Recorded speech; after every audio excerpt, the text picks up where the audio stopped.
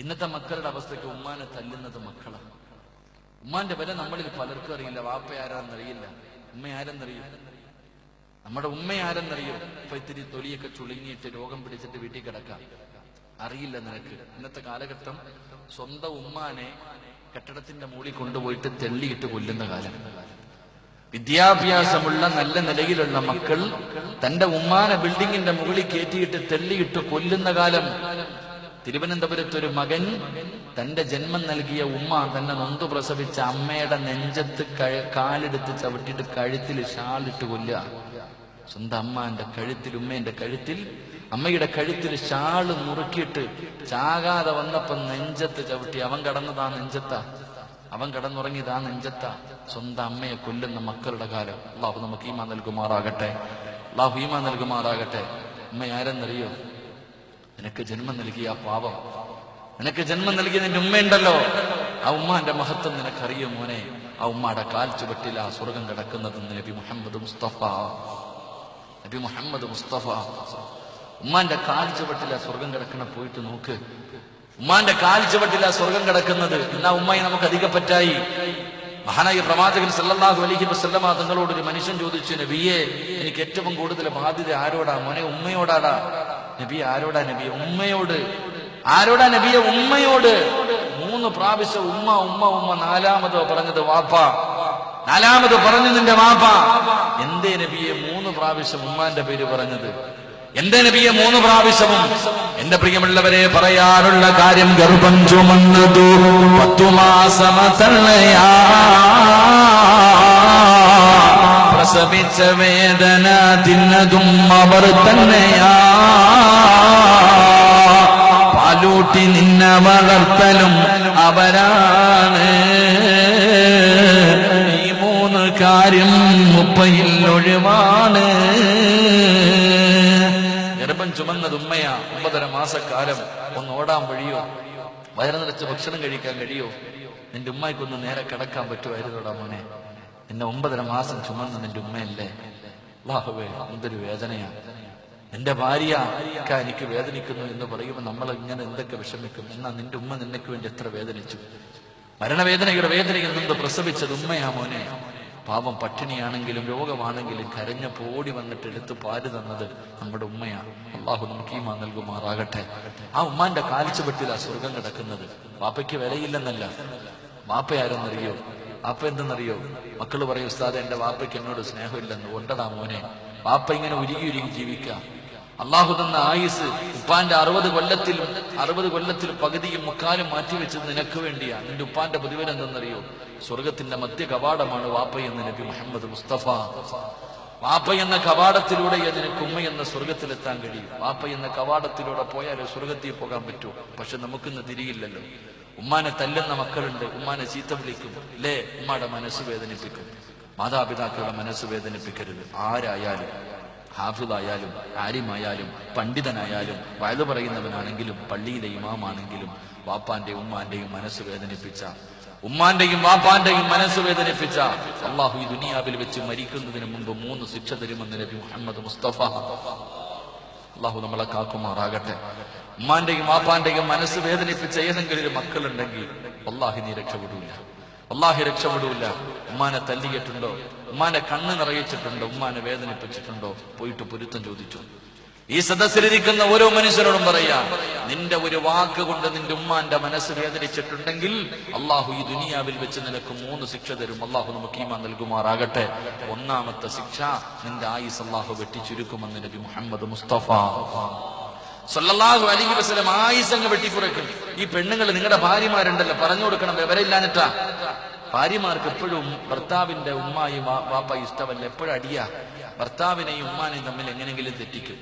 പെണ്ണുങ്ങൾ ഇങ്ങനെ എന്തെങ്കിലുമൊക്കെ കുറ്റങ്ങൾ പറഞ്ഞു മോനെയും ഉമ്മായും തമ്മിൽ തെറ്റിക്കും. എന്തിനാ? ഇവക്ക് ഒറ്റയ്ക്ക് ഒരു വീട് വെച്ചിട്ട് പോയി സൂയിക്കാനാ. എന്നാ ഈ പെണ്ണുങ്ങൾക്ക് അറിയൂ അള്ളാഹു അവക്ക് കൊടുക്കുന്ന ശിക്ഷ എന്തെന്നറിയാം. ഭർത്താവിനെ ഒറ്റയ്ക്ക് കിട്ടണമെന്ന് കരുതിയിട്ട് ഭർത്താവിന്റെ ഉമ്മായുമായിട്ട് വഴക്കുണ്ടാക്കി അവസാനം അവിടുന്ന് വിളിച്ചിറക്കി കൊണ്ടുപോയി വേറെ വീട് വെച്ച് സന്തോഷത്തോടെ കഴിയാമെന്ന് കരുതിയിട്ടാണ് ഉമ്മാനെയും മകനെയും തമ്മിൽ തെറ്റിക്കുന്നത്. എങ്കിൽ അള്ളാഹു ഈ പെണ്ണിന് കൊടുക്കുന്ന ശിക്ഷ, ഈ മനുഷ്യന്റെ മയ്യത്ത് അവരുടെ മുന്നിൽ കൊണ്ട് കിടത്തിയിട്ട് അള്ളാഹു പരീക്ഷിക്കുമെന്ന് നബി മുഹമ്മദ് മുസ്തഫ.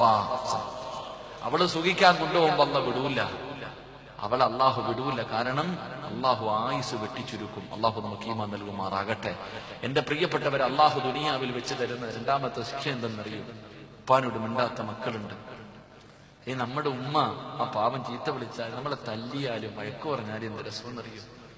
നമ്മുടെ ഉമ്മ നമ്മളെ വഴക്ക് പറഞ്ഞാലും പാതിരാത്രി 11 മണിക്ക് വീട്ടിൽ കയറി ചെല്ലുമ്പോൾ ഭാര്യ ചോദിക്കാൻ, നിങ്ങൾ ഇത്രയും നേരം എവിടെ പോയെന്ന് ചോദിച്ചാൽ നമുക്ക് ദേഷ്യം വരും.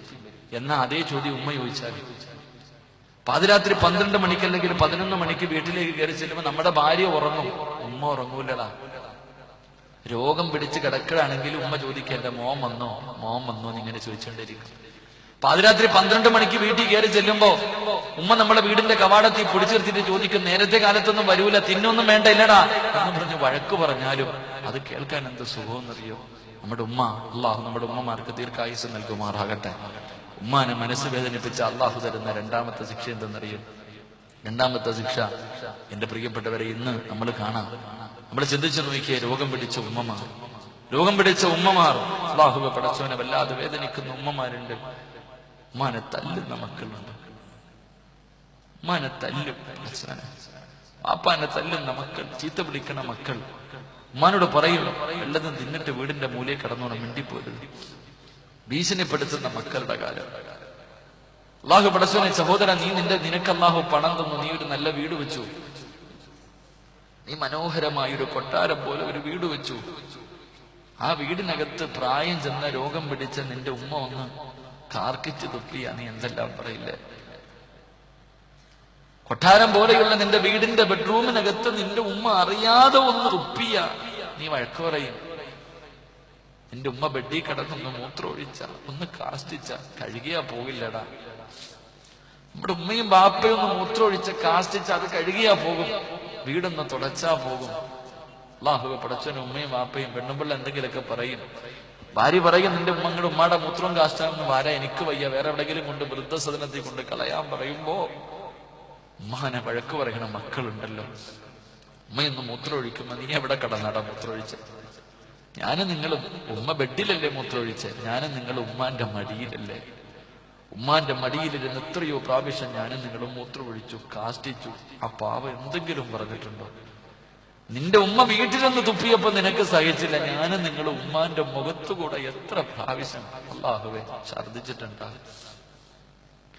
എത്രയോ പ്രാവശ്യം നമ്മുടെ ഉമ്മാന്റെ മുകളിലൂടെ പാല് കുടിച്ചുകൊണ്ടിരിക്കുമ്പോ എത്ര പ്രാവശ്യം ഛർദിച്ചിട്ടുണ്ടാകും.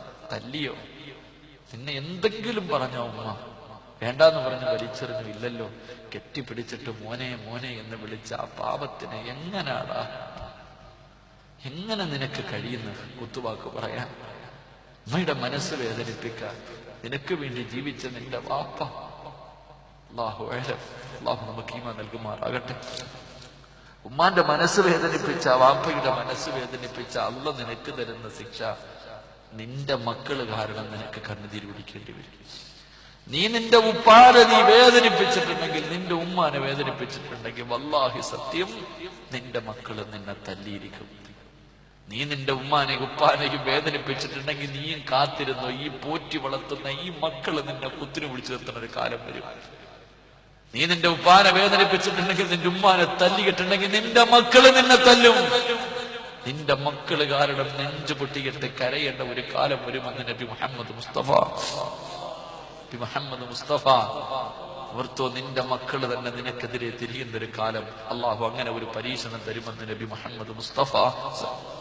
3, ഈ ദുനിയാവിൽ വെച്ച് മാതാപിതാക്കളുടെ മനസ്സ് വേദനിപ്പിക്കുന്ന മക്കൾക്ക് അള്ളാഹു കൊടുക്കുന്ന 3ാമത്തെ ശിക്ഷ, നിനക്കൊരു നല്ല മരണം കിട്ടൂലടാ.